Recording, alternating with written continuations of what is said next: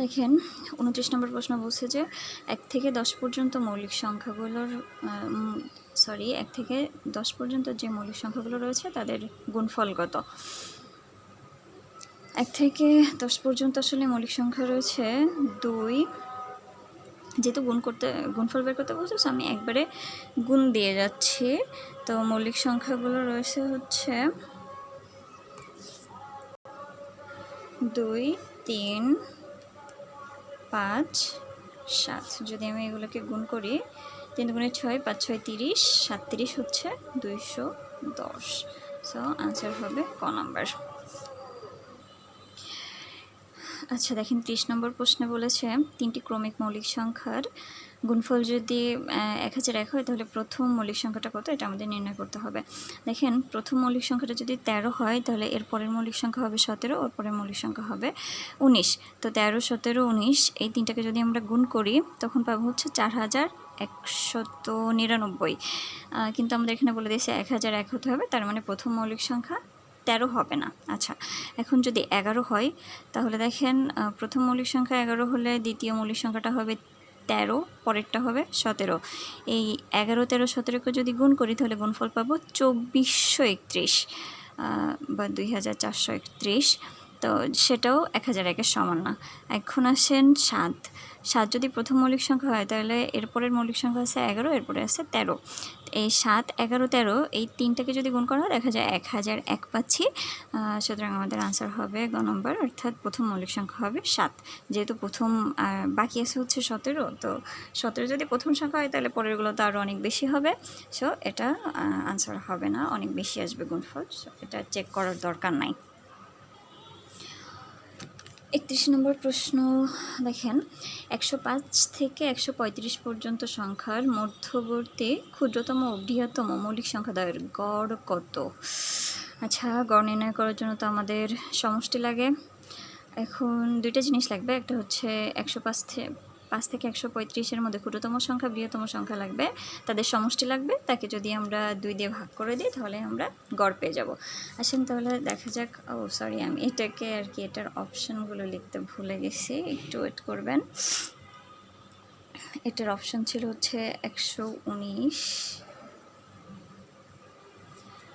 খ নম্বরে অপশান ছিল 120, গ নম্বরে অপশান ছিল 121, ঘ নম্বরে ছিল হচ্ছে 123। আচ্ছা চলেন দেখা যাক 105-এর থেকে 105-এর পরের মৌলিক সংখ্যাটা হচ্ছে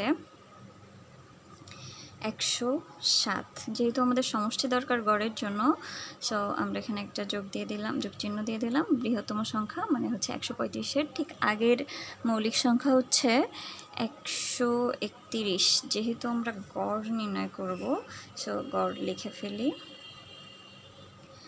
গড় সমান সংখ্যা দুইটির সমষ্টি ভাগ, যেহেতু দুইটা সংখ্যা আছে সো আমরা ভাগ করব 2 দিয়ে।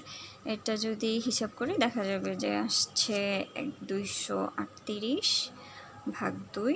দ্যাট মিনস আমরা যদি এটাকে 2 দিয়ে ভাগ করি আনসার আসবে 119। সো আমাদের কারেক্ট আনসার হচ্ছে ক নাম্বার বা 119। আচ্ছা খেয়াল করেন 32 নম্বর প্রশ্ন বলছে 3টি পরপর মৌলিক সংখ্যার মানে ক্রমিক মৌলিক সংখ্যাও বলতে পারেন, 3টি পরপর মৌলিক সংখ্যার গড় যদি 19.67 হয় তবে সংখ্যা 3টি কত। আসলে এভাবে প্রত্যেকটাকে যদি আপনি যোগ করে 3 দিয়ে ভাগ করে দেখতে চান তাহলে টাইম লাগবে অনেক বেশি। সো যেটা সংক্ষেপে করা যায় সেটা হচ্ছে গড়কে যদি সংখ্যা দিয়ে গুণ করা হয় তাহলে আমরা মানে সংখ্যা বলতে সংখ্যা দিয়ে তাহলে আমরা সমষ্টি পেয়ে যাই। আচ্ছা এখানে একটু খেয়াল করি, এদের গড় দেওয়া আছে হচ্ছে লেখা আছে যে গড় সমান 19.67। এখন কথা হচ্ছে এটা কয়টা সংখ্যার গড়, বলছি 3টি সংখ্যার গড়। তার মানে এই গড়কে যদি আমি 3 দিয়ে গুণ করি তাহলে সমষ্টি পেয়ে যাবো। তাহলে সমষ্টি সমান হচ্ছে 19.67 গুণ হচ্ছে 3। আমরা যদি এটাকে হিসাব করে দেখা যাবে 59.01 টাইপের কিছু একটা আসছে, যেটা হচ্ছে যেটাকে আমরা 59ও লিখতে পারি, 59 প্রায়। হ্যাঁ আচ্ছা, এখন আমাদের সহজ হবে যে এগুলোর মধ্যে কোন তিনটাকে যোগ করলে 59-এর কাছাকাছি একটা মান আমরা পাবো। ওকে, যদি প্রথমে যোগ করি 17, 19, 23 এই তিনটার যদি যোগ করি তাহলে দেখা যাবে পাচ্ছি 59। সো আমরা প্রথম অপশানেই অ্যান্সারটা পেয়ে গেছি। সো এটা হচ্ছে উত্তর। যদি না পেতাম তাহলে আমাদেরকে এক এক করে সবগুলো চেক করতে হতো। এখানে খেয়াল করেন ঘ নাম্বারে 23, 19 সরি ঘ নাম্বারে আছে 23, 19, 31।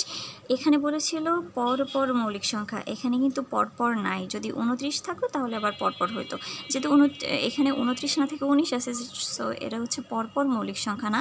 সো আমরা অপশান থেকে এটাকে বাদ দিয়ে দিতে পারতাম। আর বাকিগুলোকে যদি যোগ করেন দেখা যাবে যে এটাকে যোগ করলে হবে 49,